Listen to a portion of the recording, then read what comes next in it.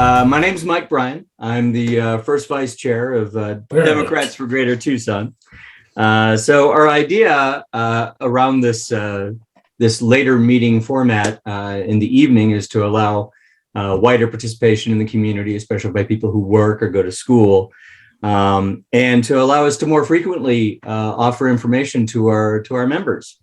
I found that there was a bit of a shortage with a weekly meeting in terms of meeting time. We have all these elected officials that we want to talk to, and it was sort of squeezing out a lot of the community and activist groups that we wanted to hear from, as well as subject matter experts to share their expertise with us. So I suggested that we do an evening meeting, see how that went, and as of right now, we have almost 20 participants, so that's not bad for a first time out. Welcome to DGT Salon, our first episode. We have with us tonight members of commondefense.us.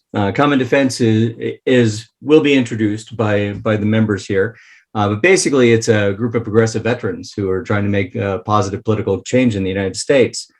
Tonight we have Caleb Hayder, who's a veteran who served in the U.S. Marine Corps he was a sergeant from 2009 to 2013, completing one tour in Afghanistan from 2011 through 2012. After being honorably discharged as a sergeant in 2013, Caleb enrolled at the University of Arizona, where he graduated in 2018 summa cum laude with 2 bachelor's degrees. He's been involved with politics since 2016, volunteering for numerous liberal causes, campaigns, and organizations, and he's currently working as a political organizer with Common Defense. Also joining us is Sylvia Gonzalez, who was born in Texas and is a second-generation immigrant. After graduating high school, she entered the U.S. Air Force. She trained as a medic and a psychiatric specialist who was honorably discharged after 4 years of service. After her military service, she worked in 5 VA hospitals and several civilian medical centers. She's also the mother of 2 children. She moved to Tucson in 2013 and is a licensed realtor. In 2015, she became active in Democratic politics. I can't imagine what happened in 2015 that prompted that. She trained with Veterans Organizing Institute in 2018 and joined Common Defense. She was a member of Senator Sinema's Veterans Council and resigned from it in protest in October of 21. She'll be talking more about that a little bit later. Michael O'Connell is a Marine Corps veteran, also a sergeant who served active duty from 2007 to 2012. During his service, he deployed twice, once to Afghanistan in 09 through 10, and attached to the 11th Marine Expeditionary Unit aboard the USS Malkin Island, supporting operations in Africa and the Middle East in 11 and 12. After being honorably discharged in 2012, Michael immersed himself in work in the nonprofit sector in pursuit of higher education. He graduated with a degree in political science with an emphasis in public policy from the University of California, San Diego in 2017, and is currently in his first years of a master's of public policy at the University of Arizona. Michael's worked for the past 5 years as a community organizer for progressive campaigns throughout Arizona, and he currently works for Rural Arizona Engagement, RAISE, as the training manager. So I want to welcome these 3 great veterans who are going to be presenting what their organization, Common Defense, is doing here in Arizona. First up is Caleb Hayder. Caleb, you want to go ahead and start your presentation? Sure. Thank you, Michael. And I just want to say thank you as well to Democrats of Greater Tucson. We really appreciate the opportunity to come out and share our story with folks, and hopefully we can work together to build a better future for everyone, not just here in Arizona, but also in the nation. I do have a presentation I'm going to show everyone, so I'm going to go ahead and jump into that. I'm going to share my screen here. Can you all see that? Yeah. Yes. Excellent. All right. Excuse me. So I'm going to start by jumping in real quick. First off, I'm going to talk about a little bit about our origin, our culture, where we came from, what we're trying to do, and then we're going to go into a little bit about our mission going forward, what we're hoping to accomplish, and the way in which we're doing that. So first off, I'd like to share with you our mission statement. Common Defense empowers military veterans to stand up for communities against rising hate, racism, and violence. We organize against the entrenched power interests who have rigged our economic and political systems.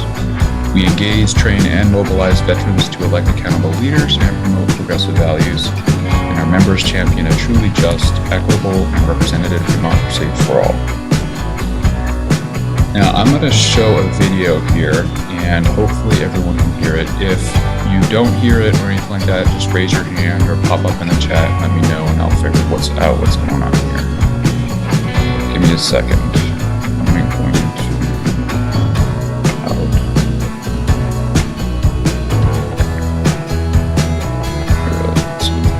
There we go. This is the best way to do it.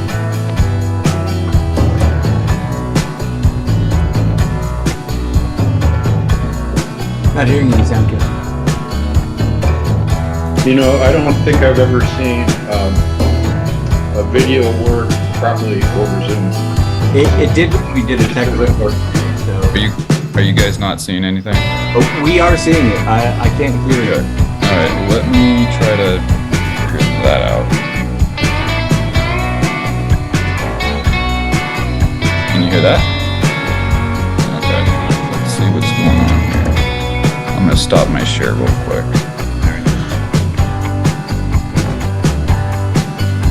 Really, this did work before. Yeah, it did. But if you give us a second here, we will do our best to figure it out. Let's see. Story, and you're sticking with it, right, Caleb? Yes. But my compatriots will tell you this was working just fine, you know. All right, let's try this again.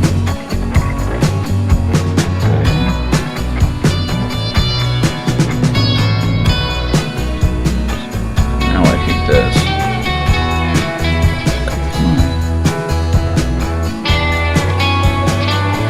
The screen share link for the video is right at the top of my screen, on top of everything else. All right, now let's try this again.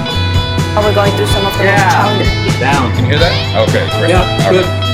Years of modern American history. And there's veterans out there who want to do more than just sit on the sidelines. Here with us, Captain Kyle Bibby. We are a progressive veterans organization. My name is Stephanie Flores, and I'm the communications manager at Common Defense. My name is Esty LaMonica. My pronouns are they, them, theirs, and I am the lead organizer at Common Defense. I'm Jose Vasquez, the executive director of Common Defense. At Common Defense, we are committed to helping progressive veterans get their voices heard. We are a network of thousands of veterans across America that, regardless of age, race, gender, sexual orientation, or military background, have come together to promote progressive values. An Air Force veteran. U.S. Army combat veteran. Marine Corps, Navy veteran. Special Forces medic. I'm a Marine Corps veteran. I'm 98 years old. I'm a World War II Sea veteran. veterans aren't all conservatives and Republicans. There is just a huge and moneyed operation to try to paint all military members as having the same ideology. The work that you do is directly transforming our public imagination. Many of us are in the fight to move the country towards a progressive future. A lot of these progressive policies, they are really very popular with the military, and this really shouldn't be a surprise. Veterans are overwhelmingly working class. I found progressive vets that looked like me, that thought like me. I joined Common Defense because I wanted to make a bigger impact in the world. We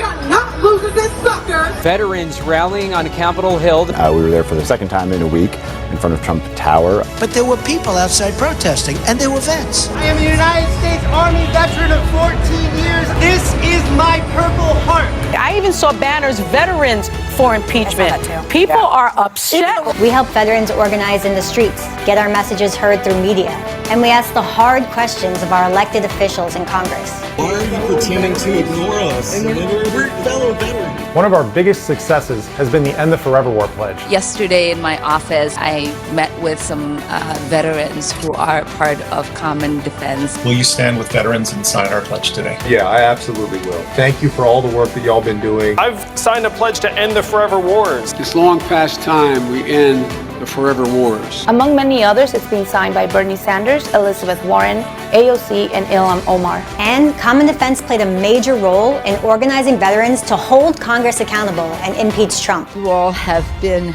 So courageous in so many ways. Defeating Trump was the first step. Now we need to advance a bold vision for progressive change. And we'll continue to work with other progressive groups in fighting for a better tomorrow for all of us. Activist veterans will be there, serving their country as they always have. I retired from the military, but I have never retired from service to this nation. So we're just on the beginning phase of our campaign to defend our democracy. My oath didn't expire. And that's the story of who we are. Uncommon people fighting for the common defense.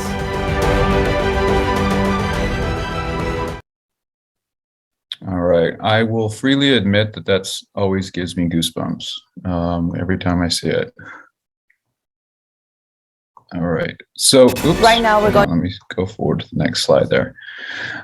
So this was covered a little bit briefly in the video, and you saw a clip of one of the founders of Common Defense on CNN talking about the protests they did back in 2015 and 2016 in New York City outside Trump Tower. And this is really the origin story of the group. We saw back in the 2016 election cycle, when Donald Trump was rising to prominence, that he was really using veterans as to put it bluntly, a political prop. His message, as we're all very familiar with, unfortunately, is very nationalistic, and part of that nationalistic shtick, if you will, was claiming claiming that they support veterans more than anything else, and claiming the mantle of being a veteran supporter and a military supporter. But as you can imagine, that's just not necessarily true. Not all veterans think or think alike, and not all veterans support Donald Trump. And we wanted to show that there's veterans who disagree with that, who see what Trump stands for and want to push back against that, and want to make sure that people know that not every veteran wants to build a wall and kick all the brown people out of the country. So back then we started, the group was initially called Vets Against Trump, and Vets versus Hate was the hashtag.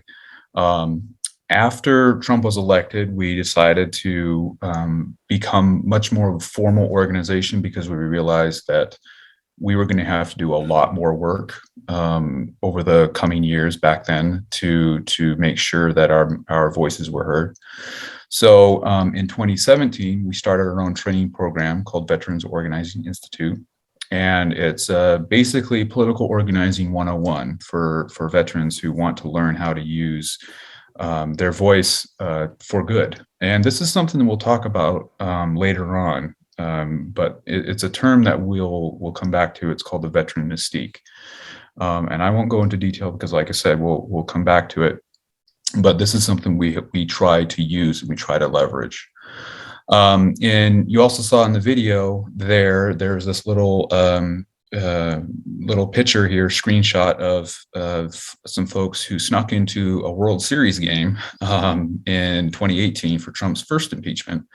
And they held up signs right behind home plate, which, if you're not a baseball fan, is basically the part of the game that's always on television. It's always on camera. So that was pretty cool that we were able to get our message out that way.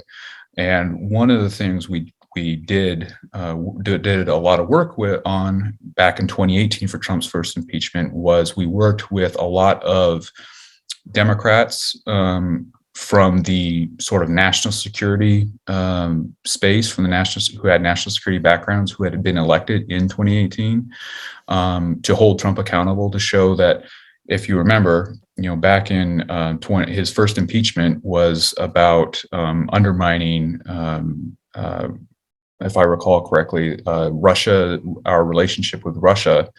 And there was funny enough, there was a Ukrainian lieutenant colonel in the National Security Council who was on that call with that Donald Trump was making, that led to his first impeachment. But we were using our expertise and our connections with Democrats like Abigail Spanberger, Alyssa Slotkin, Jason Crow. These are all folks who either were veterans themselves or who had background experience in the national security establishment. And we wanted to show them that, yes, they could support something like holding Donald Trump accountable. And then in 2019 and 2020, we turned our focus to the presidential election. However, as you know, life happens. I think all of our lives were changed in 2020 when George Floyd was killed. And in addition to not just supporting and working on supporting the Joe Biden for president, we also started our work to take military grade weapons off of the streets of America that we had been seen used against Americans in places like Ferguson, in places like Minneapolis, et cetera. Some folks might not know this, but there is a program in the Department of Defense called the 1033 program, which basically allows police departments across the country to get surplus equipment from the military at no cost. They literally just get given the stuff. And that's how you end up with basically tanks rolling down the streets of Ferguson, Missouri back in 2014 after Michael Brown was killed. So we developed a program, a campaign called No War on Our Streets, where we were focused on pressuring the Department of Defense to end that program. And this was also mentioned in the video as well, we also started talking about end the forever war. And this was something that, Joe Biden made a part of his campaign was he was going to pull us out of Afghanistan when we had been there for 20 years. A big push that we made for that was our End the Forever War campaign, which basically is a lobbying effort to get members of Congress to take back power from the executive branch when it comes to deploying our military. The authorization to use military force that had been used in Afghanistan had been in place for 20 years. It was put in place right after 9/11. And we literally had children of the very first military members who went to Afghanistan back in 2001, going to Afghanistan themselves because they were now old enough to serve in the military themselves. And that authorization was still in force. It had never been updated.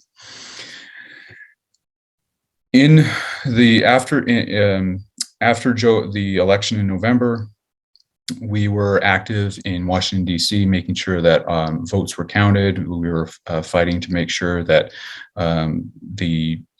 essentially the truth of the election was made public, that Joe Biden was a legitimate winner. And then because of what happened in November in 2020 in Georgia, where both Georgia Senate seats went to a runoff, we pivoted and started exerting a lot of our resources in Georgia. We contacted somewhere around 450,000 veterans in Georgia to get them to turn out to vote for now Senator Warnock and now Senator Ossoff. And so that was a really exciting time to do that work and to see it pay off. However, as these things happen, the same day that Senators Warnock and Ossoff were sworn in was the same day that Trump supporters decided to storm the Capitol. And because of that, the attack on January 6th, we have pivoted to adding a campaign in our portfolio called Vets for Democracy, where we're pushing to enact voting rights protections all across, not just here in Arizona, but all across the nation. We were really active in trying to get the John Lewis Act passed through the U.S. Congress, and we are going to be continuing to do so in the coming weeks and months up through the 2022 election this coming fall. So it's been a bit of a whirlwind 4 or 5 years. It seems like it. I mean, now that I think about it, it's 2022. That it's been 6 years since 2016, which is crazy. But in that time, we've gone from just a few folks standing outside Trump Tower to a network of over 1,000 dedicated members that we call our cadre, and over 350,000 people all across the nation who we consider supporters, who have let us know that they stand with us and they agree with what we're fighting for.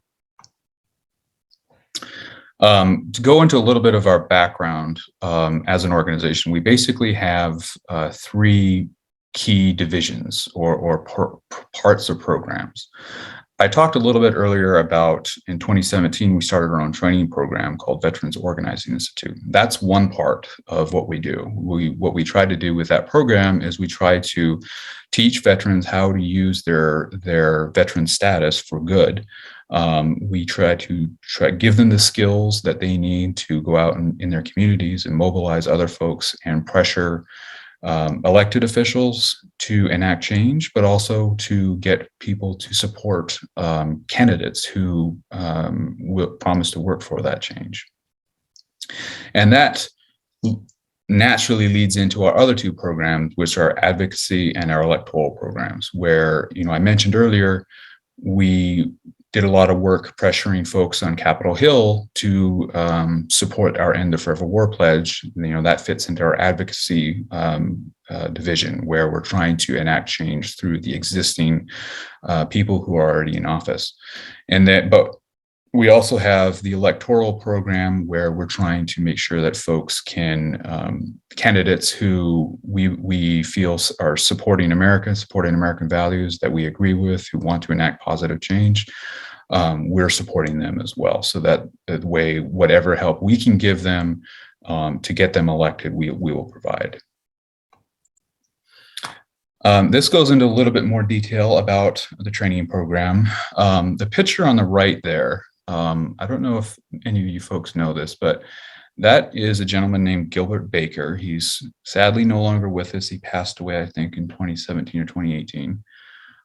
He invented the pride flag for representing LGBTQ folks. He's also a U.S. Army veteran. And in fact, it was his experience in the military which contributed to him inventing that flag. When he was in the military, he was actually stationed in San Francisco back when there were military bases there. And he saw the struggles of the gay community there to be recognized, and he stayed in that community after he left the service, and he became an organizer and activist for them. And it's a pretty inspiring and interesting life story. But going back to our training program, we try to train our veterans, our cadre, on all of these 5 different key aspects of being a political organizer. We talk about how veterans have been tied to social change in America for decades. There's stories of veterans who served in the Revolutionary War, in the Civil War, etc., who did a lot to change their communities and their country for good. I forget her name, but there was actually a woman who, in the Revolutionary War, her husband was a soldier who was killed, and she took over his post and basically took over his position as a member of the Continental Army at the time. And she's considered, if I'm not mistaken, the first woman to have ever officially served in the U.S. military. And she was buried with full military honors. And this is back in, in the 1700s, when most women couldn't even dream of doing such a thing. It also continues, the story continues through the World War I, with the bonus army movement after World War I, and how that Black African-American veterans who were active at the time, who had served in World War I, saw how they were being treated by their country, and they used that as an inspiration to take back with them to their homes in the American South, and how that contributed to the national civil rights movement that arose after World War II. And on and on and on. There's always these stories that of people who have served their country, and like the speaker mentioned in the video, where their military service ended, but their service to the country did not, and they kept on going. We also talk about messaging and narrative strategy, how to make your message appealing to people, how to get people to tune in and empathize with what you're saying.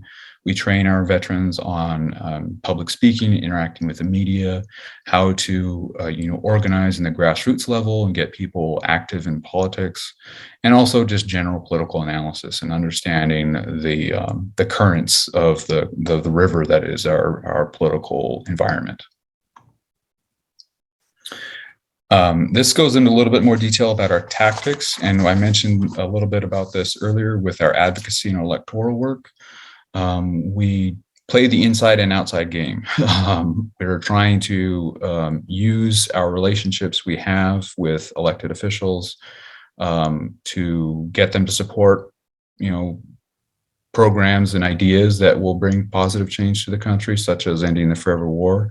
But we also work on the outside, where we try to influence regular, everyday, ordinary citizens to stand up in support of different ideas so that they can make their country better.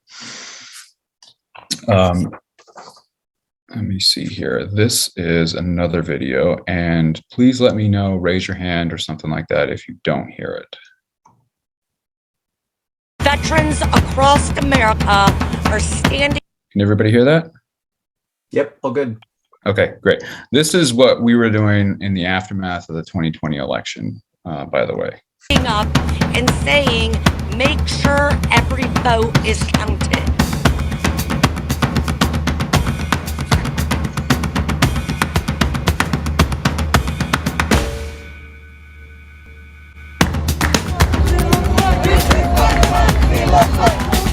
Democracy involves everyone. Mi voto cuenta, nuestro voto cuenta.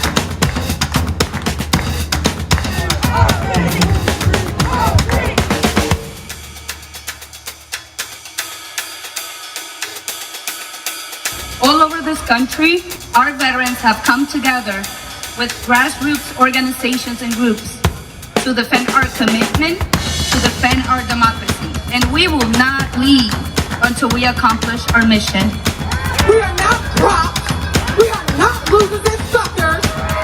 We are defenders of the democracy.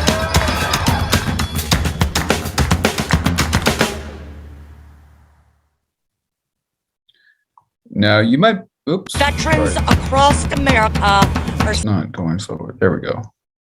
Now, you might be wondering, what's the point of all of this? Why are we so active in talking about what we want, and we are so upfront about the fact that we are veterans and we're talking about what we want? And the reason why is something that we call the Veteran Mystique. Veterans and military members tend to be widely respected in America across the political spectrum. It's quite rare that you see that, especially nowadays with how partisan our politics has become. But for example, in 2021, a poll run by Ipsos found that in the United States, members of the military were viewed as trustworthy by 64% of the population. The only group that rated higher on the trustworthiness scale was doctors. And as a comparison, politicians as a group, regardless of party, tend to be viewed as trustworthy by only 9% of the population. So that's an illustration of how the American people tend to respect veterans. And the reason for that is very often is because they say that veterans tend to represent American values. We all signed a sworn oath to serve our country. We all fought for freedom and democracy around the world. And because of that, there's a level of respect that veterans get amongst the average everyday American citizen that most other identities, folks, or groups don't receive. And when we sort of realized this as an organization back in 2016, 2017, we realized that we could actually use that for good. And that's been our goal basically ever since. Our goal is to use our power, the respect that people give us, to enact positive change. It's not a case of tooting our own horn. It's not a case of talking about what we did and how we are better than others, because we're not. it's basically drawing the through line between our military service and why we served and what we want to see in our country. For example, one of the reasons why I personally work so hard to be active and to try to enact positive change is because I've seen in Afghanistan what happens when countries fail, when democracy doesn't work. And I've seen the negative impact that has on on people's lives. And my hope is that, and somewhat of my fear too, is that I don't want that to happen here in the United States. And so it's directly in part because of my military experience that I have the values that I do, and I have the desire that I have to make my country a better place. And we do have a little bit of an example of what we call the Veterans Mystique. And Sylvia, she can chat a little bit about this if she's okay with that. Michael mentioned this a little bit in the introduction, but Sylvia was actually on Senator Sinema's Veteran Advisory Council. And she decided to, along with a couple other folks, decided to leave because she wasn't happy with the lack of progress that was occurring. And as an example, the Veteran Mystique, that basically it kind of unexpectedly just blew up. It became a national news story. It was covered in the New York Times, CNN, Washington Post, etc. And we like to talk about that as an example of the Veteran Mystique because people paid attention to the simple fact of veterans saying we don't want to be a part, or we don't want to be a part of a certain politician's advisory group or what have you. But I will allow Sylvia her time if she'd like to discuss it. She can share a little bit about her experience and how that essentially, without warning, as a total surprise, became a national news story, and she wound up on MSNBC. So Sylvia, if you're there, take it away. Okay, that sounds very nice of you, Caleb. It was a very strange and organic experience. It just happened. I went from being on a Zoom call with Common Defense about electoral politics, because we do endorsements for candidates, and so we're having this group discussion, and they said to me, so what's going on over there with Sinema? It's what do you think? And I said, I can't tell you anything except that I'm so mad at her that I wish I could resign and protest, but I don't think anybody would care. And the political director on Common Defense said, well, you need to check that out. And I'm like, really? And he goes, yeah, you really need to check that out. So I got together with some of the other veterans that I knew who were also Common Defense and more progressive veterans. And they all said the same thing. Yeah, we've had it. And I said, well, okay, so the only thing we can do is just make a PR statement of we're going to resign and protest because she has not kept her promises that she made during her campaign. So I decided I would write the letter. And so just on a funny thing, after I we had our Zoom call and everybody was, fine. And I said I would write it. And then I sit down and I'm like, how do you write a letter of resigning in protest to a US senator? And I'm like, let me Google that. Well, needless to say, there weren't any Google links that I could use. So I just had to make it up as I went along. So I put in the letter and it was done, and I gave it to Common Defense, and we got 4 other veterans that were also on the council to sign it also. So there were 5 of us.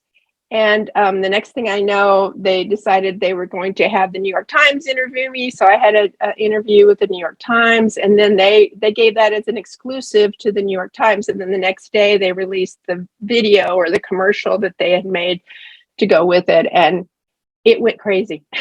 So within, and at 6:45 in the morning that morning, I got a message from a cinema on my voicemail, asking me, thanking me for my service and sorry, you're not happy, basically, which didn't really answer any of the questions that we had at that time when we were writing this letter about voting rights and prescription drug prices. We had some very specific reasons why we did this. But, of course, that didn't happen. So, like I said, it went viral. It was all over the place. I started getting strange emails from CNN just trying to get me to answer. And so I called the people at the comms people at Common Defense and don't answer the phone. Don't answer any emails. Don't.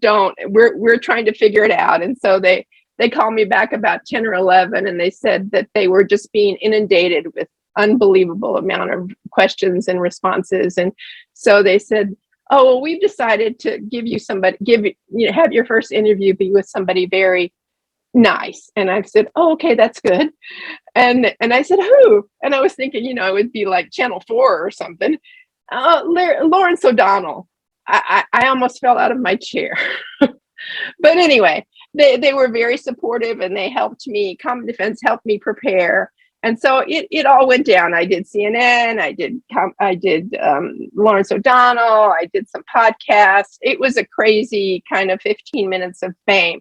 But the good thing about it was that I couldn't believe that it had resonated so much with people, because it would, like I said, I think that was part of the organic feel of it. I didn't think that was a big of deal, but everybody else felt the same way. They were all very frustrated with her. They were all very angry and unable to express that. And that gave me the ability to reach across and pass that message forward. And so I think that talks about how it's a coalition business. I was working in the Democratic Party. I'm a PC.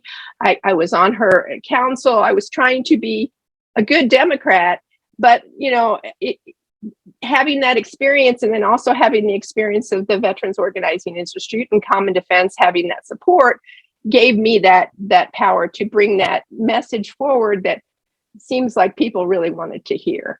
And so I think that's the most important thing that I found. It's like owning my voice as a veteran. I was a veteran a long time ago, and I always put that in the history of my life, and I never talked about it.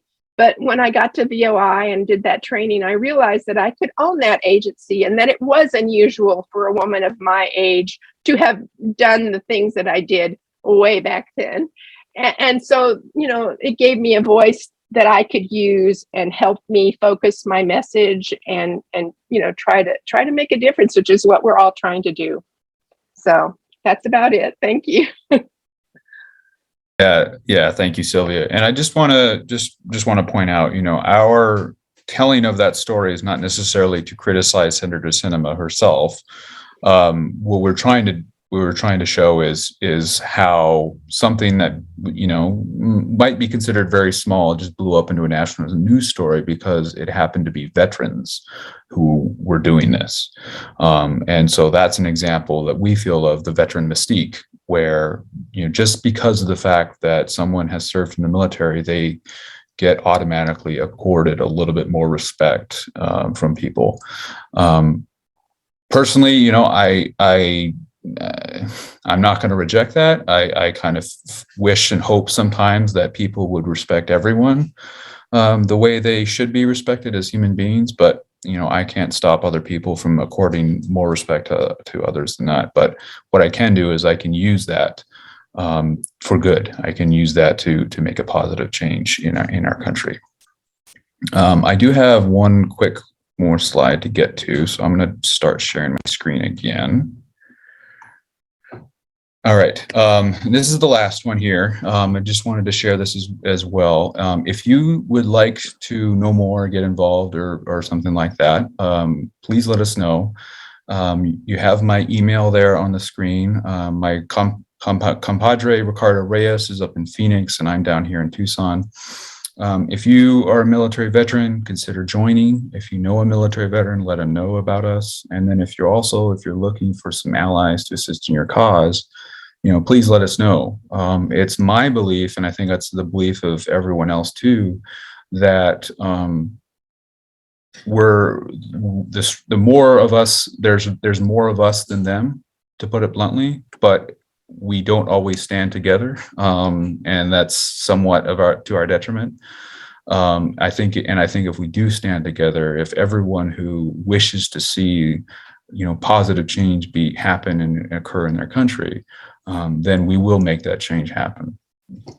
But I don't want to leave my other friend Michael O'Connell out of the story.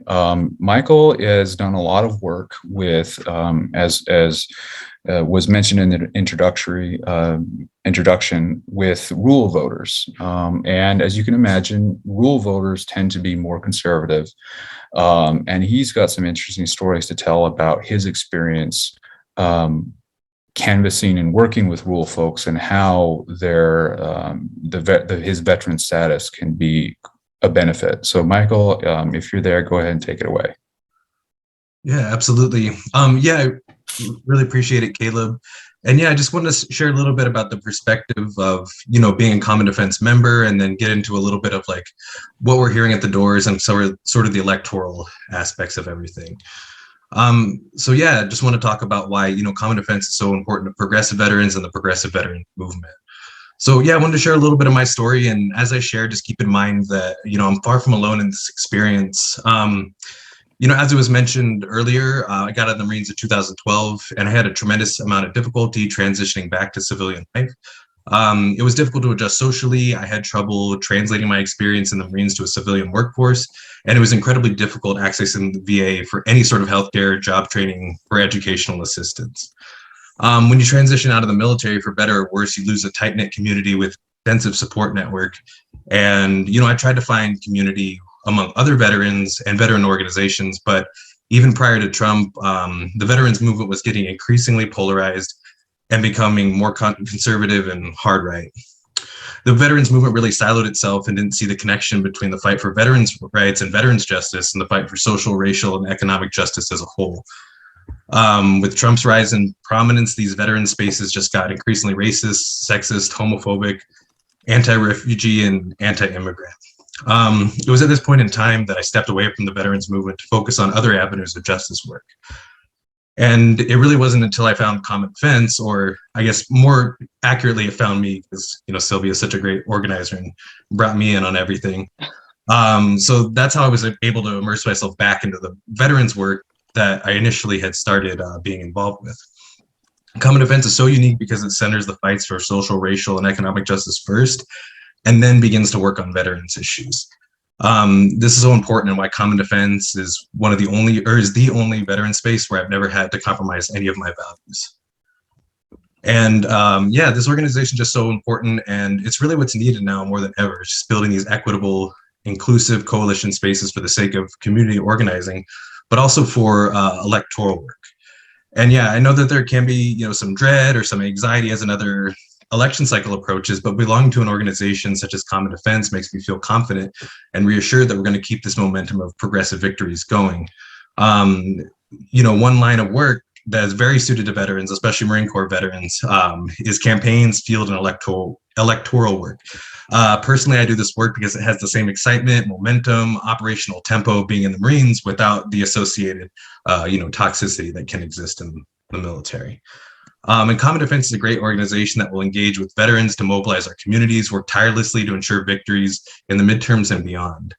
And I've seen this firsthand in my work in rural communities, because, rural communities, in many ways, they're kind of like progressive veterans, where there's a lot of people who really do want to protect voting rights, that really do, care about, the rights of others and social, racial, economic justice issues. But, no one's talking to them, or maybe they see their neighbors that have a Trump flag or different things like that, and they just don't feel comfortable, sharing that because they think they'll be ostracized, they think they'll be alienated, and it just isn't, always the best move for people. But when I'm talking to voters at the door, different things like that in these rural communities, we're finding, progressive voices that are joining and just really kind of excited to have that sense of belonging. And really that's kind of like really reflects my experience with Common Defense and how like progressive veterans are out there. We just need to, find them and bring them into the fold, just like, progressive rural voters are out there, and we just need to, have those conversations and bring them into the fold. So yeah, I'm really excited about these midterms and really excited about the electoral work that we're going to do. We're going to, hit it with some intensity, really make sure that we knock every possible door we can, talk to every voter, and just make sure every voice is heard. And I'm just really looking forward to seeing everything that Common Defense does this election cycle and helping any way I can. I hope y'all feel empowered to help out too. All right. Thanks, Michael. Caleb, Michael, and Sylvia. That was a great presentation. One thing that occurred to me during your presentation was, Common Defense is almost like a funhouse mirror reflection of Oath Keepers. Everything bad they stand for, you stand for the opposite good thing. So yeah, I'd say you guys are like the anti-Oath Keepers. As to that veteran mystique, I want to open it up for questions, but first I want to ask my own question and see how you guys react to that. I certainly agree it's there. I mean, Alexander Vindman, who is the gentleman on the phone that you were referring to earlier, was at the book fair a couple weekends ago here in Tucson, and I got to shake his hand and thank him personally for his bravery and his service to his country. And so, that was just a thrill and a half for me. I was just so excited to be in the man's presence. So I get a test, it works on me too. I was wondering, because of that veterans mystique, I mean, obviously there must be an electoral effect as well. Are you guys doing any recruitment among your members to run for office? Actually, we have a veteran Common Defense running for LD 17. Her name is Dana Allman. Mm-hmm. And she's one of the ones that signed the letter also. And I've been, working with her for a while, and we talked her into thinking it was really important that she needed to run. So. Excellent. That's good to hear. Yeah, Dana will be on DGT Monday after next. So not this coming Monday, but the Monday after. She's going to be part of the LD 17 team. And so anybody who wants to meet Dana Allman, please come back to Monday. Well, the second Monday from now. I don't know how best to express that. Anyways, if anybody has any questions for our panelists, please raise your hand and we will call on you in order. I see Barbara Warren has raised her hand. So go ahead and unmute yourself and ask your question, Barbara. Okay, you're doing wonderful work, and very proud of how you handled Kirsten Sinema's situation. Thank you. I have a question about how you see your role and work in the face of what's going on in this world right now with the war in Ukraine and the threats to increasing war in many different ways with European countries, or right now there are missiles being launched in North Korea again, and there's a concern about Putin's relationship to China. How do you see your role in helping us deal with this in this country and in our communities? That's a really great question, Barbara. I appreciate it. So I would say that there's a little bit of a dichotomy that's present here. As veterans, we know what it's like to be at war, and we know how terrible and awful war is. And that's part of the reason why we are pushing to end forever wars, why we don't want military members, deployed overseas on an open-ended mission with no clear goals or no clear objectives. At the same time, we recognize that there's a lot of oppression and injustice in the world. And we recognize that, sometimes that oppression and injustice needs to be fought. It needs to be it needs to be combated. Common Defense, specifically position on the war in Ukraine is we would like to avoid engaging militarily as the United States with Russia. And I think a lot of us don't want that, because considering the fact that we are the two biggest nuclear powers in the world. And we've been very supportive of the Biden administration and their strategy of economic containment of Russia. And however, it is, it is something that is a little, I'll be frank with you, is a little scary. It's scary to think about how easily our world can fall into violence.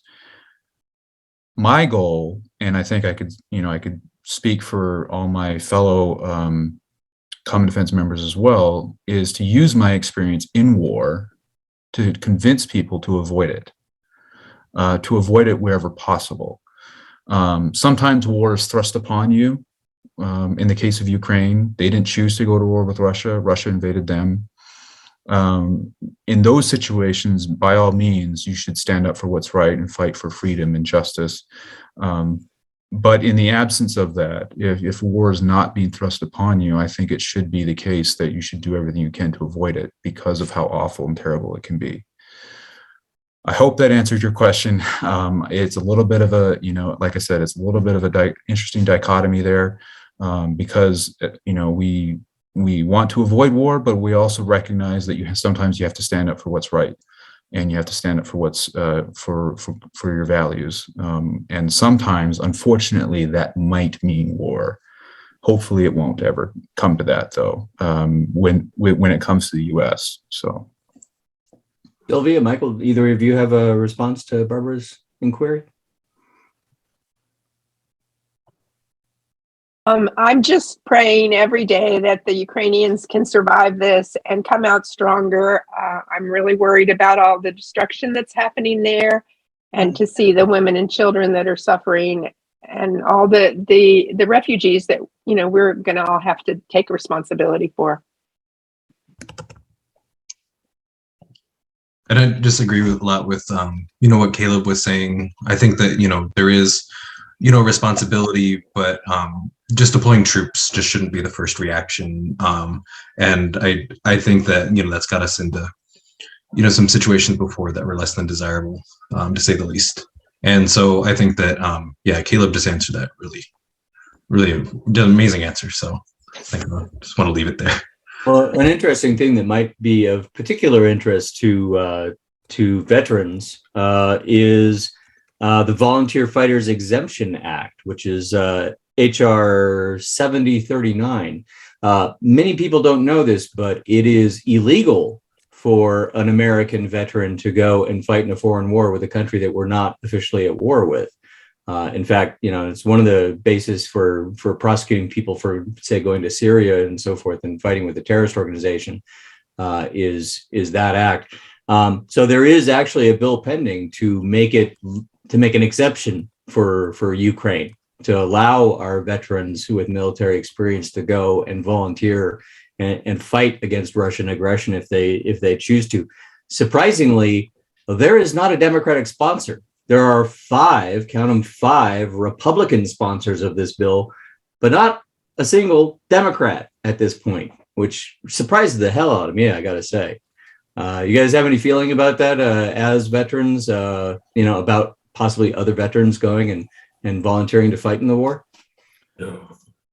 I would say, if it's someone's personal choice to stand up for what they feel is right, and in this case, I think we can all agree that the cause of Ukraine is a right and good and just one. I personally don't think I should stand in their way. However, I recognize that there's a lot of geopolitical implications if, former U.S. military members end up in Ukraine fighting alongside Ukrainians, and how the Russian government may perceive that and they may respond to that in a way that's pretty bad. I'm guessing that's probably why there's no Democratic sponsors of that bill you mentioned, because the Democratic members of Congress are going to be they're going to hew a lot closer. They're going to be a lot more supportive of the presidential administration and what they're trying to do. And President Biden has been very explicit, going back for months now, that he does not want to send U.S. military members to war in Ukraine. So that would be my guess as to why there's no Democratic sponsors of that bill. But I would certainly like to look into it. That's quite interesting. Do you have the actual bill number you mentioned? Yeah, HR 7039. All right, thank you. And it's actually estimated that there are already 3,000 Americans over there fighting. I remember reading a story in the New York Times talking about how a lot of veterans do feel the urge to go there. So, yeah. All right, we have a question from John Yoakum. John, why don't you unmute yourself and ask your question? Okay, thank you. I have in the past supported a group. Yep. In the past. Could you repeat that, John? You froze there for a minute. Can you hear me? Yeah. In the past, I've supported a group called Vote Vets. And I was just wondering if you could compare and contrast what your group does versus what their group does. So Vote Vets is a little bit more of a, I'm trying to think of the right way to put this. They're a little bit more of a, not nonpartisan organization, but they are much more of a sort of center of the road kind of organization. And from what I know of them, their focus is almost exclusively on electoral work, or excuse me, not electoral work, on advocacy work, where they are almost exclusively working on lobbying Capitol Hill, U.S. senators, U.S. congressmen, to support different pieces of legislation that help veterans. From what I know, they're a lot less focused on the social change aspect of what we're trying to do. There's nothing necessarily wrong with one approach or the other, and we do our own lobbying work ourselves. However, my feeling has always been, if you want to change something, if you want to enact some sort of change in your country, you got to change laws. And if you want to change laws, you have to change the mind of a politician. And the best way to change the mind of a politician is to change the mind of a voter, because politicians will listen to voters. So that's basically our take on it, is we are much more focused on changing the minds of voters. Because if we can persuade, the American people of the importance of American values, of democracy, of voting, of civil rights, etc., that can be a lesson that they take with them for the rest of their lives, and it's not something that will disappear. It's not a positive effect that will disappear when a certain politician leaves office. If we can enact change in the minds of voters, that change will be a lot longer lasting than a simple momentary transaction of between a politician and an interest group. So that's basically my conception of it. Not to say anything wrong with Vote Vets. Like I said, there's more than one way to skin a cat. It's just we are the more focused on social change, on changing society as a whole, not just changing the minds of a politician themselves. And also, Caleb, we have boots on the ground. We have cadre that are actually in communities, whereas I'd have never seen a Vote Vets person locally. So.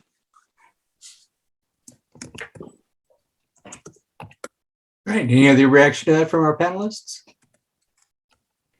Right. Susie Anderson, one of our board members, has her hand up. She'd like to ask a question. Go ahead, Susie. Yeah, Caleb, what did you get your double BA in that you received cum laude? So I did two programs. I did a program called PPEL. It's an acronym. It stands for Philosophy, Politics, Economics, and Law. And then the second one was just in pure economics itself. Okay, econ. Okay, so you were at the Freedom Center? No, I thankfully I never had to interact with the folks there. I was aware of their influence when I was at the U of A. Unfortunately, their influence is still there. It's a contest of ideas, is the way I look at it. And all I can do is do the best I can to fight for the ideas that I believe in. Yes. My perception of the Freedom Center, and not to, derail the conversation right now, my perception is that they're actually not that successful in terms of changing the minds of students. Yeah. It's much more of an ideological project to try to, flesh out the ideas and put meat on the bones of an ideological worldview that's being pushed by the Freedom Center's supporters. So, yeah. Thank you. Well, thank you for giving me your Facebook link, because I know there are people in my family that I would like to send that to who don't live in Tucson, but that may find that, very helpful for them as an organization. So thank you very much. You're welcome. Thanks, Susie. Looks like Larry Bodine, our president, has his hand up. You want to ask a question, Larry? Yeah, this is directed at Sylvia or Caleb or Mike. As a Democratic political activist, I'm curious to hear what are your successful techniques to not only find progressive veterans, but then to mobilize them to become active. So I'll just say that part of our technique for finding progressive veterans is what we're doing right now. We're trying to, I'll just a little bit of a personal story. Michael touched on this himself when he left the military. There's a stereotype, and to be fair, the stereotype is somewhat accurate that most veterans are conservative. And so for a person who isn't conservative, who's more progressive in their thinking and their politics, being around veterans in veteran communities can kind of feel a little bit alienating. It feels like you're not at home, like you're in an uncomfortable zone, so to speak. And from finding common defense, from meeting people like Sylvia and Michael, and knowing that I'm not the only one out there who has the background, the experience, and the ideals that I have, has been an enormous social benefit to me. And my hope is that by doing events like this, other folks who may be in a situation like I was in, like Michael was in, where they feel unable or uncomfortable for a variety of reasons with being around other fellow veterans, that we can provide a home for that, that we can be a welcoming group that is a big tent that provides us a opportunity to interact with like-minded folks. In terms of organizing and actually mobilizing, it really comes down to what's important to people. There's lots of different issues that are important to people. What's important to person X might not be important to person Y. Not to say that there's a right or wrong answer there as to what's the most important. But it really comes down to, what do people want to do? How do they want to make change happen in their country? For me, I'd always paid attention to politics. I always kind of followed what was going on in the news. But it wasn't until 2016 that I realized that, I wasn't going to be happy. I wasn't going to be comfortable not doing something myself. I couldn't live with the fact that my country had basically might have gone down the drain, and I didn't do anything to stop it. So that's why I got involved, and it's what has kept me going ever since. So it really comes down to what's important to the person. It might be, foreign relations and, ending forever wars. It might be voting rights, etc. But whatever the person is interested in, we try to find an avenue for them to work on that. So that's how we get we essentially hope to give people the tools and let them go and do wonderful things with them. The phrase that comes to mind is if you give a man a fish, you feed him for a day. If you teach him to fish, you feed him for his life. My hope is that by giving people the tools to be politically active and politically effective, that they can go on and use those for the rest of their lives. And hopefully when this dark period in American politics is over, and we come out on the other side in a better place, that they will still be able to use those tools for the challenges that they'll face then. So that's my take on it. Sylvia and Mike can fill in, can chime in as well if they'd like.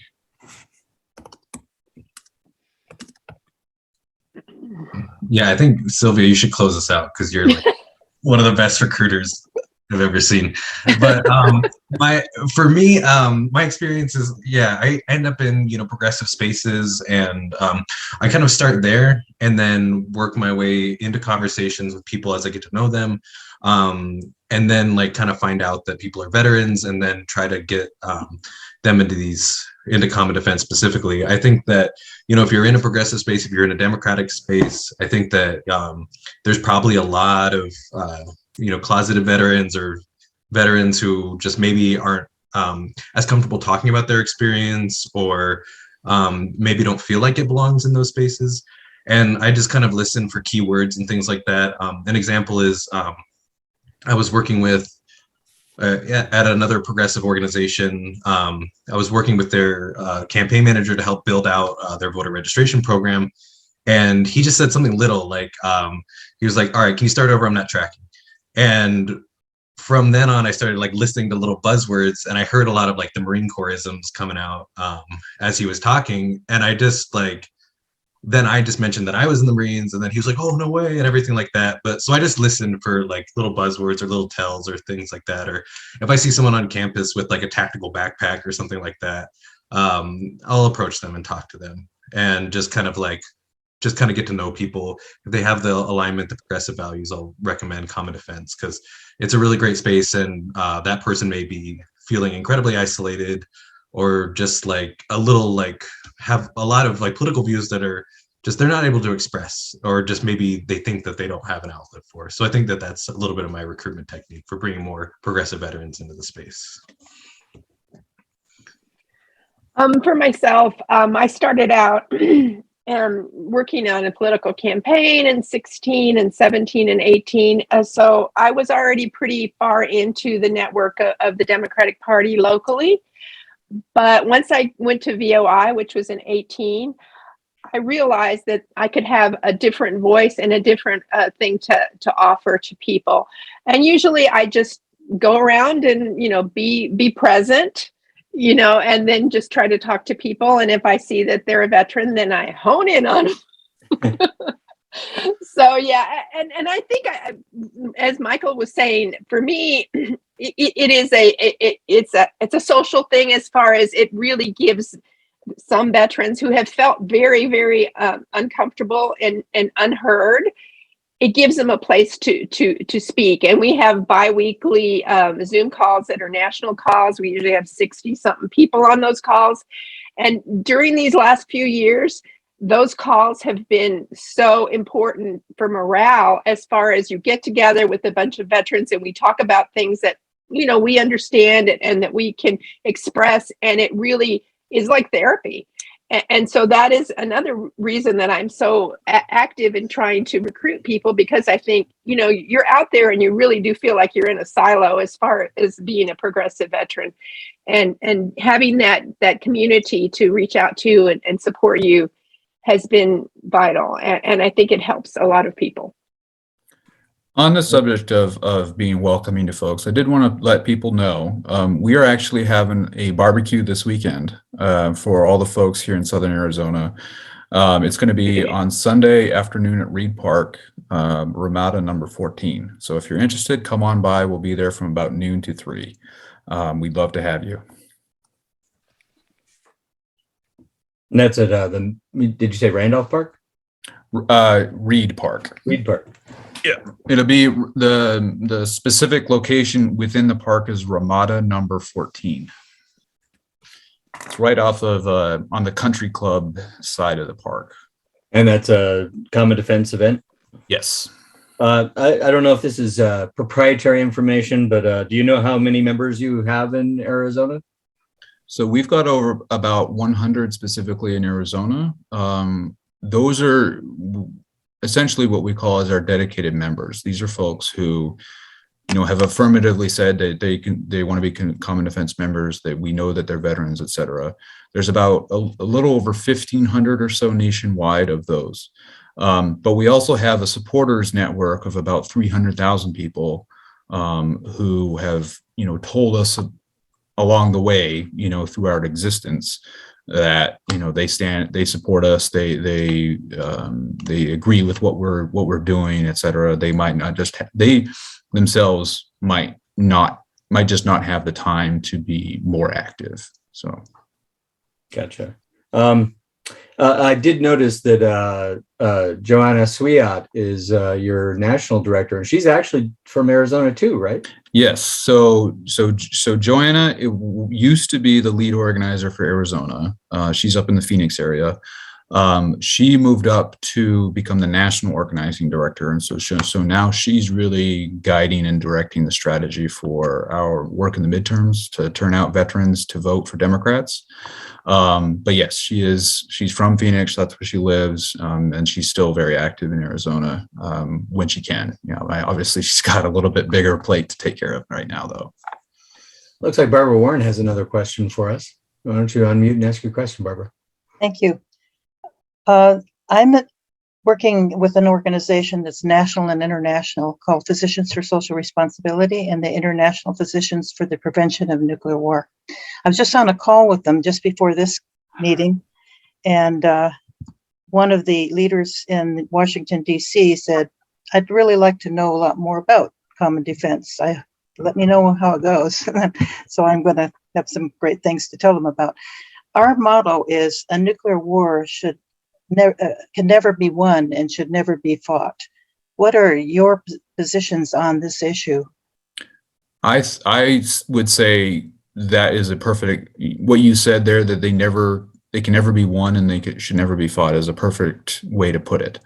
I never worked with nuclear weapons myself, but obviously, I learned about them and I knew the capabilities of them.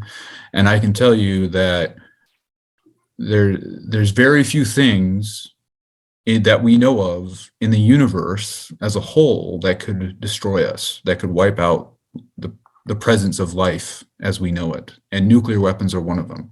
Yeah. It would be great.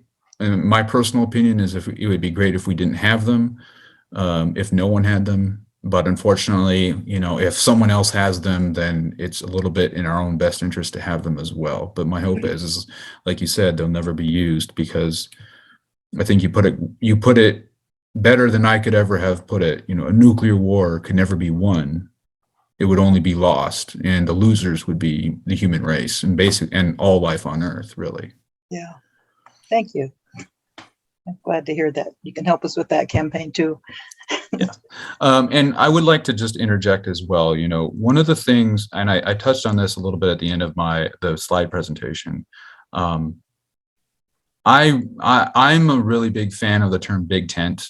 I think it's great. I think it's wonderful that the Democratic Party, and not just the Democratic Party, but folks of, liberal, progressive, left, however you want to define it, political ideology, are so diverse. I think it's wonderful. It's a sign of the health of the movement, that there are so many different ideas and organizations, and there are so many people working in their own ways to make life better for themselves and for others. And my approach is whatever I can do to help, whatever we can do to help as an organization, we will do. Because there's a saying, I think it's many hands make light work, but there's also the teamwork aspect of the military that is imbued in my bones, where I know that if we join together and we work together, we can achieve far more than if we work apart.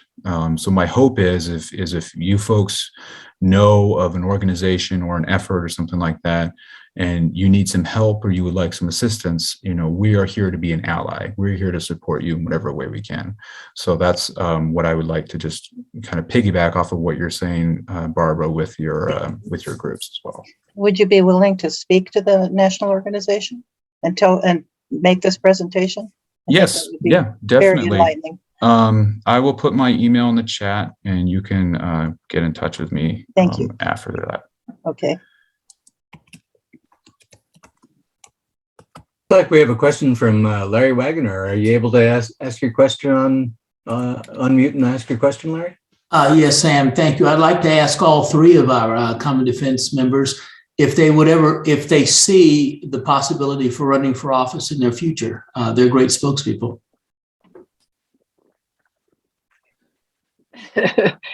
I told you that was going to happen, Caleb. I told you that was going to happen. Larry's always looking. No, I decided I'm way too old.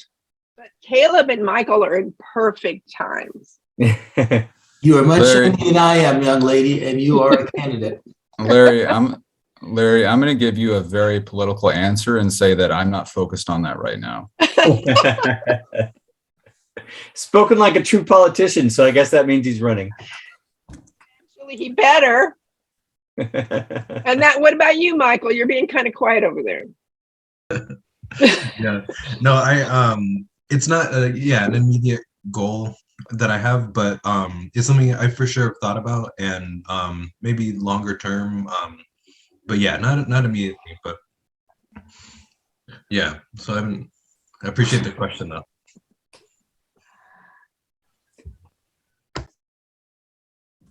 All right, I'm not seeing any other hands immediately. So anybody who wants to go ahead and unmute themselves and join in discussion, go right ahead. It looks like Susie Anderson just put her hand up. You got something to say, Susie?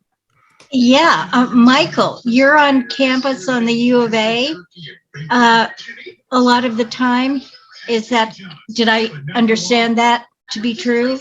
Yes, and okay, so I know they try to get vets to come to college, and we don't have the kind of GI Bill anymore. Are they getting the support they need from the U of A, or does Common Defense offer the kind of support that they really need? Yeah, that's a really good question. So Common Defense doesn't have a program specifically for higher education retention and things like that, but I think that some of the work Sylvia and I have done doing outreach to build membership and things like that, we've gone through the veteran centers, and hopefully that's an avenue we can continue to pursue. As far as support, so I'm in a master's program, so this is my third institution I've been to, and the U of A has in my experience, a pretty solid veteran center. And I asked a lot of questions because every school does things a little bit differently with the GI Bill.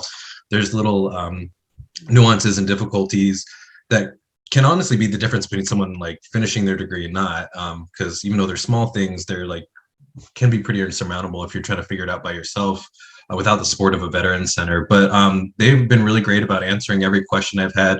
The certification team moves things pretty quickly, and I'm able to use the post 9/11 GI Bill to finish up my education. I paid for community college out of pocket, so I finished up my bachelor's degree with that, and then my master's program will be fully covered by the post 9/11 GI Bill. And I think that that's a really good kind of piece of legislation that's really helping a lot of veterans go to school. It's improved off the Montgomery GI Bill.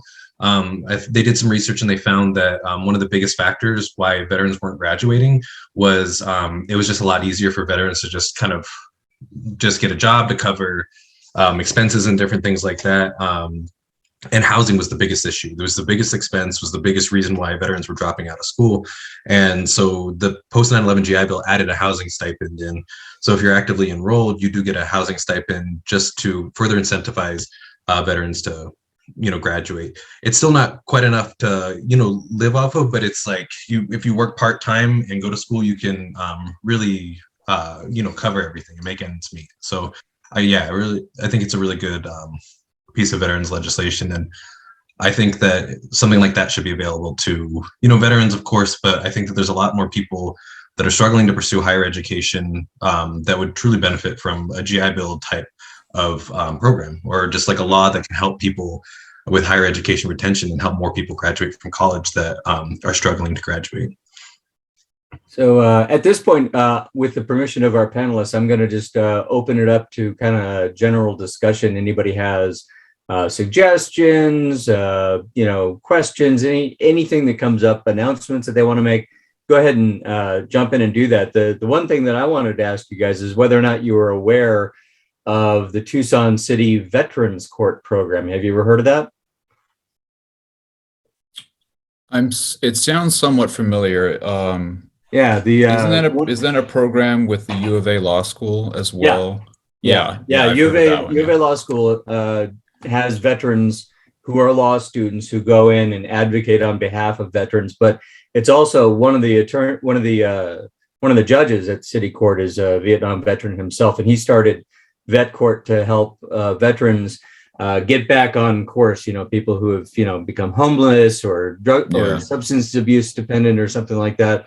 It helps them get back and clear up their background and their record so that they can rejoin society. So yeah, I would definitely use that as a recruiting ground, both the people who are going through Vet Court and trying to get back on their feet, and those young lawyers or soon to be lawyers who have a lot of energy and passion for social justice seem like perfect recruits.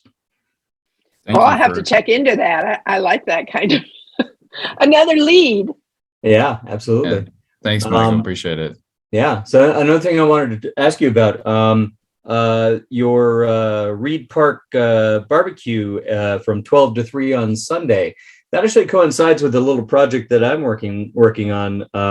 It's called AZ Democracy Never Sleeps. We're doing a telethon. It's mostly about voting rights here in Arizona and how they're under attack. So we're going to have lots of public officials and activists on for the telethon, which is 24 hours. So we have a big news hole to fill.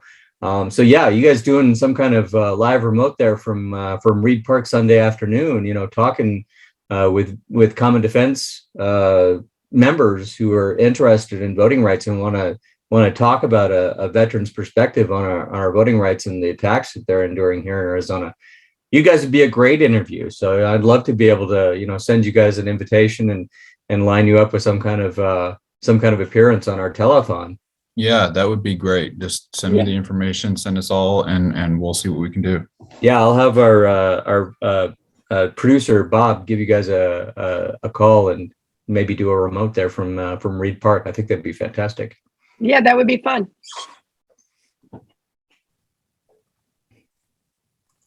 I've got a question for Sylvia, Mike, and Caleb, and that is fighting all of these Republican voter suppression bills. I mean, it's just unbelievable here in Arizona.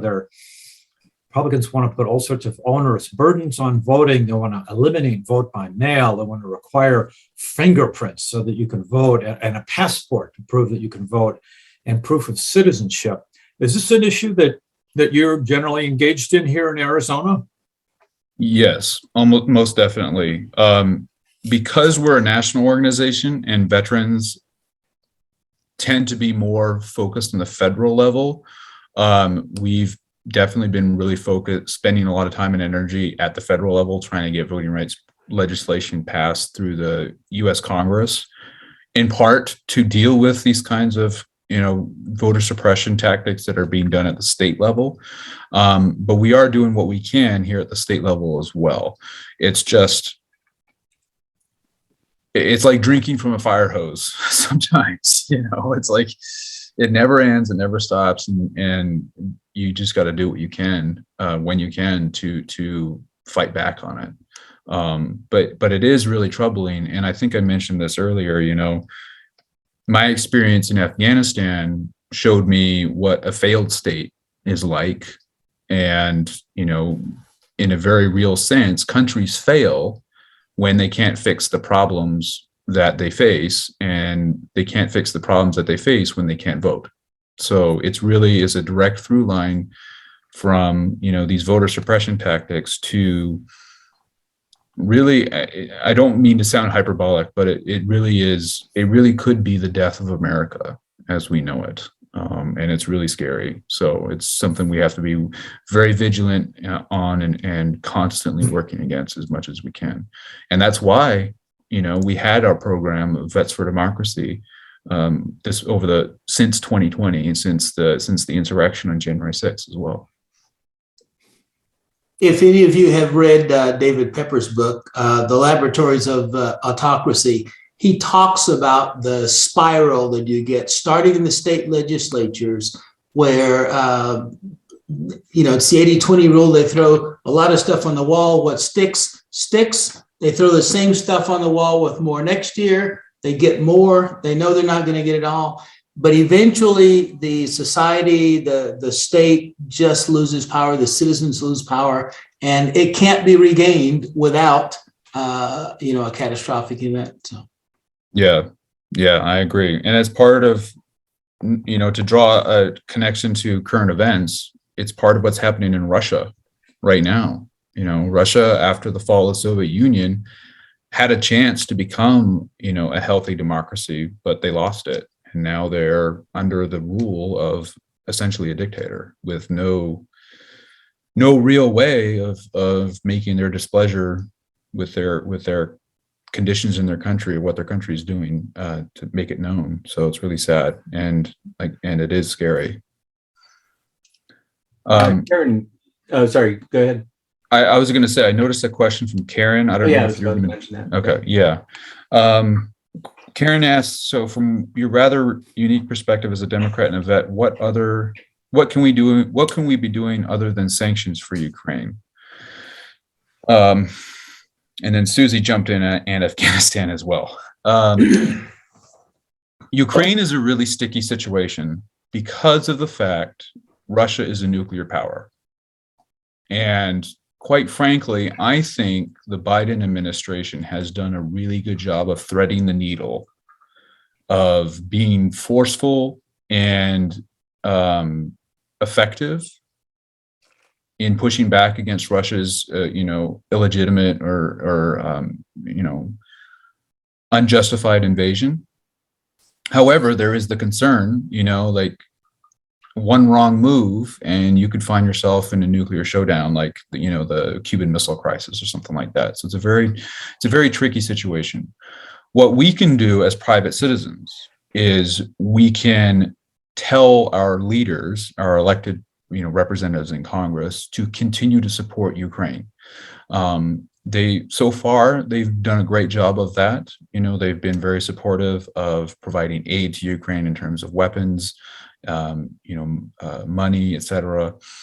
So we need to make sure that we know that they know that we feel that they're doing the right thing and they need to keep doing it. The other thing is Ukraine is now one of the most severe refugee situations on earth. I remember seeing a stat, I think it was 1 in 5 Ukrainian children becomes a refugee every minute, which is pretty horrifying to think about. There are people literally running for their lives. And that's not to make light of other refugee situations around the world either, like Syria or Yemen, et cetera, or Afghanistan. What we can do is we can provide a welcoming home to them. And this is something that I can see happening right away, is the far right is going to use this as a political tool to try to push back against welcoming refugees. It's part of the anti-immigration sentiment. We need to make sure that sort of narrative gets drowned out, that the vast majority of Americans welcome Ukrainians, that we want to support them, we are here for them. I think President Biden just announced that we're going to be spending, I think, $9 billion or something like that to support refugees, and we need to keep doing that. Yeah. Now, Afghanistan, unfortunately, is a much worse situation, not just in terms of the humanitarian issues, but it's much worse than Ukraine because no one's paying attention. Mm-hmm. Unfortunately, I'm not as, this is in part due to the lack of attention. I'm not as well versed in the Afghanistan situation and what we can do compared to Ukraine, simply because everyone's talking about Ukraine and there's so much information available about Ukraine right now. I don't know the status of the US government's interactions with the Taliban government that took power in Kabul. I do know that the Taliban themselves are having a lot of trouble in Afghanistan because there are elements still fighting against them. And in a very real sense, it's become a even more of a failed state. It's even more of a disaster zone, if that's even possible. And the trouble is that because Afghanistan is surrounded by countries that themselves are not very great places to be, the people of Afghanistan have really been left in the lurch. What we can do is we can support international organizations like the Red Cross, for sure, and the United Nations Refugee Project as well, to hopefully provide a home for folks who are trying to leave Afghanistan. And the most we can do from a government to government perspective is we can pressure our elected representatives to support Afghanistan refugees and to make sure the Taliban knows that they need to allow people to leave the country if they want to leave, which is the basic right of every human being, is to make of their life what they wish. And to see that a kind of oppression that's going on in Afghanistan right now is really, really, it's really horrifying, especially considering that I was there and Michael was there. It's really sad to see the state that the country is in right now. No doubt. Yeah. I think even here in Arizona, we can do things to stand up for refugees, especially Afghan refugees, because I will point out that the right wing will have a lot more difficult time demonizing Ukrainians because they're white and Christian than they will Afghanistanis. Because, there are some people here in Arizona, I will name names, Representative John Kavanaugh among them, who are even now scaremongering their racist base using Afghan refugees who have been vetted by the State Department and suggesting that there's some kind of terrorist cell operating in Arizona. I called him out on Blog for Arizona not too long ago for that kind of behavior. He posted a tweet with a video of himself standing in front of a refugee center in Phoenix, calling on his racist followers to basically attack these people. So yeah, there's things that we can do, and one of them is putting shitbags like John Kavanaugh out of office. Yeah, Mike, I couldn't agree with you more. And I wanted to underscore Caleb's point about the Ukrainian refugees. The total number right now is 3,600,000 people have fled Ukraine and are considered refugees. And I was very proud to read tonight that President Biden has agreed that the U.S. will accept 100,000 Ukrainian refugees to get them out of, the terrible hellhole that they're in now. Yeah, even that's not enough. Yeah, and I would just say that's something that we as private citizens can make our voices heard on. 100,000. That's like 1/5 the population of Tucson. That's not very many people in the grand scheme of things. And I certainly think we can be doing more, and we should be doing more. Yeah. I think it's like a quarter of the Ukrainian population is internally displaced. The 3.6 million that Larry just pointed out, that's just international refugees, And by the time this thing is over, I expect there to be many, many more. There are 44 million Ukrainians, if I'm not mistaken. So, yeah, one can expect a huge humanitarian crisis as this thing grinds on.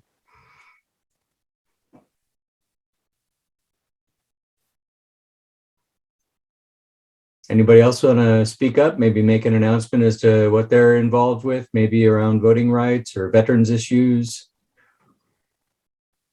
I'll give our panelists something to chew on. Are there any current projects underway here in Arizona that you're especially excited for coming up here shortly? So Arizona is one of the key states we have in our midterm strategy because it's a swing state. And we have a U.S. senator on the ballot who happens to be a veteran himself. That's one of the big focuses we have right now is turning out the vote in support of not just Senator Kelly, but Democrats up and down the ticket. We're still, putting together our strategic plan of exactly how we're going to do that. But from what little I know, I'm not that high up on the totem pole, unfortunately. We're going to be having our goal is going to be a focus very similar to what we did in Georgia in the Georgia runoffs, is calling and contacting people who are veterans, who are military families, who we do have a good percent of here in Arizona, and persuading them to support Senator Kelly and Democrats down the ticket as well.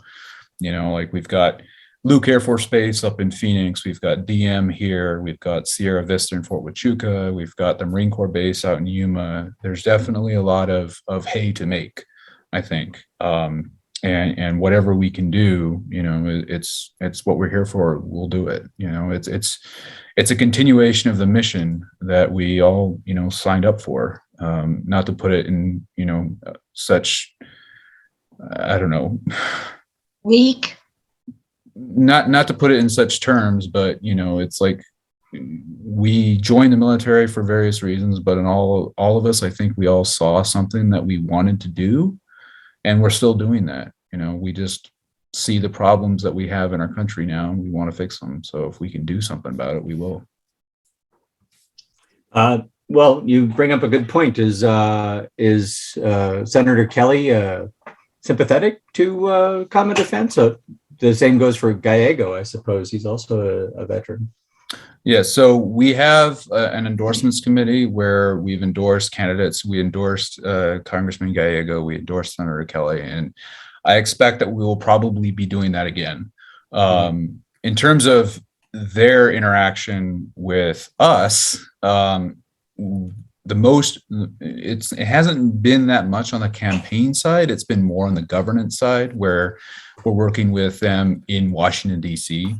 But we've been in contact with Senator Kelly's campaign. We've been in contact with lots of other campaigns here in Arizona. So we're definitely trying to make it known that we're here and we're here to help.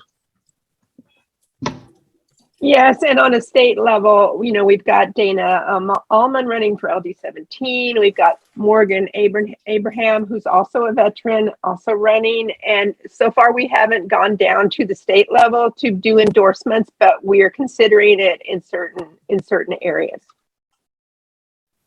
Will you talk to your vets about looking at down ballot elections?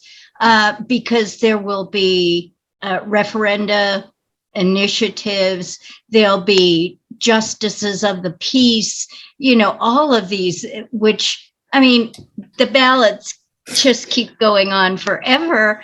But those, we need to keep, especially Tucson, as blue as possible. So, letting people know that those down ballot issues are at least as important as the top of the ballot.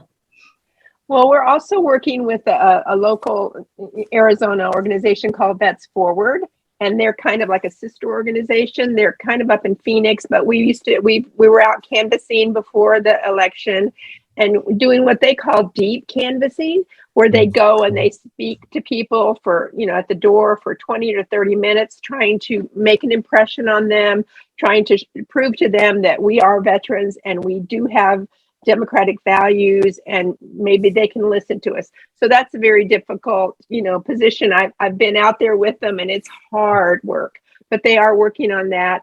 And also, I think we're also very, very motivated. If we're going to get somebody, if we're going to knock on the door or text somebody or call somebody, we're going to tell them to do down ballot. Believe me, we are very strong Democrats as far as that's concerned.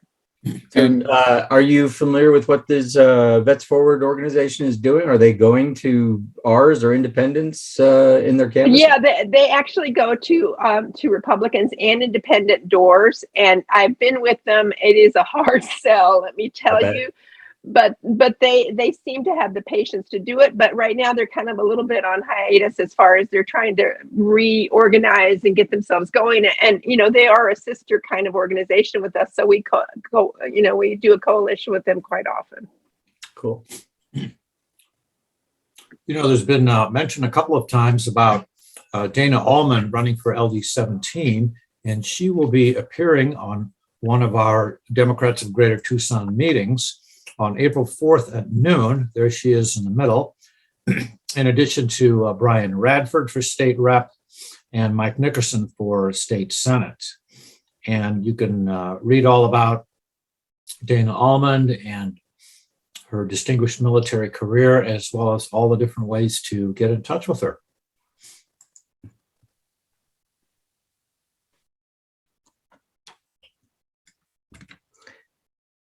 Excellent. Well, we're getting toward the hard out of 8:30. So I was thinking that maybe you guys just want to wrap up and give us, once again, drop those links in the chat and encourage people to get involved and tell any friends or family or neighbors that they have that are vets how to get a hold of you guys and get involved.